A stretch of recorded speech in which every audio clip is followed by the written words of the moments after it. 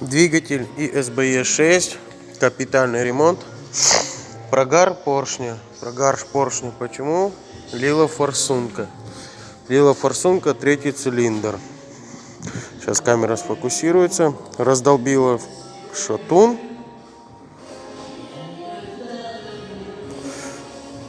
Поршень не полностью прогорел, но задрала стенки.